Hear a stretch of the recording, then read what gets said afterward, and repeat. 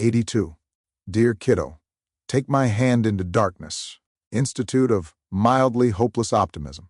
Things were actually going well for once. Cue ominous thunderclap. I'd landed a job at the world-renowned Santa Fe Institute, an intellectual Hogwarts perched atop a hill on Hyde Park Road, winding around the Sangre de Cristo Mountains like the world's most pretentious snake. The view from campus was something out of a Georgia O'Keeffe fever dream, sun-drenched mesas, mystical clouds, and the so-called holy city sprawled below, judging you silently for your poor career decisions. Working at SFI was basically like being paid, not much, mind you, to eavesdrop on conversations between Nobel laureates, ufologists in tinfoil hats, and tech bros who just discovered quantum consciousness. Lunches were catered and came with a side of existential dread. On any given day, you might find yourself eating a bagel next to someone who claimed to have invented the internet, or at least rebranded it at Burning Man. Intellectually stimulating? Absolutely. Financially stimulating? About as much as a lemonade stand during monsoon season. But at least it was a real job, with weekends, holidays, and gasp health benefits. A fact I repeated to myself like a rosary. Every time I remembered, the alternative was being a gallery director for minimum wage and maximum suffering. Hopeful as a baby deer, I moved back in with Mom. It was her idea, as most catastrophes are. I arrived with my duffel bag, my laptop, and a brave, trembling heart, ready to try this whole happy family thing again. Spoiler, the deer gets hit by a truck. At first, I believed maybe, just maybe, things would be different this time. Maybe we'd settle into a pleasant domestic routine. Maybe I'd finally learn how to properly fold a fitted sheet.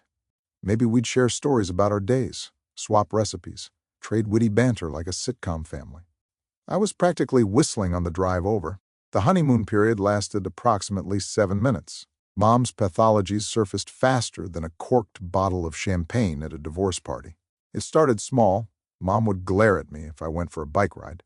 Apparently, aerobic activity was a personal affront, akin to burning the American flag on the kitchen table. Bedtime became a battleground. She'd storm off to bed at 8 p.m. sharp, leaving me in the living room with nothing but my guilt, Netflix, and the ghosts of failed relationships past. If I dared to suggest I'd come to bed later, Mom would fume in the darkness like a sentient humidifier. The double standards were as thick as the adobe walls.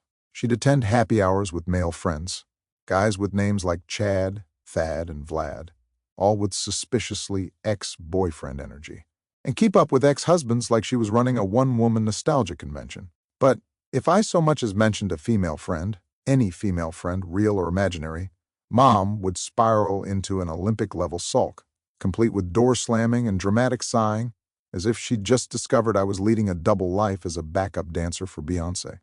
It got so bad, I started keeping an index of forbidden topics in my back pocket. Female friends? Nope. Plans? After work? Definitely not. Feelings? Don't even try it, buddy.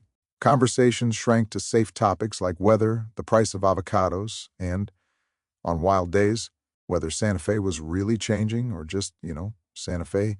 Eventually, I found myself talking less and less. It wasn't worth the risk. At this point, a fire alarm would be less disruptive than an honest conversation about my day. Trust eroded until all that was left was a stilted, careful silence, punctuated only by Mom's frequent sighs and my own quiet plotting of escape. But hey, at least I could still see the Sangre de Cristos out the window, proof that even in the darkest times, nature will always be there to silently judge you for your choices.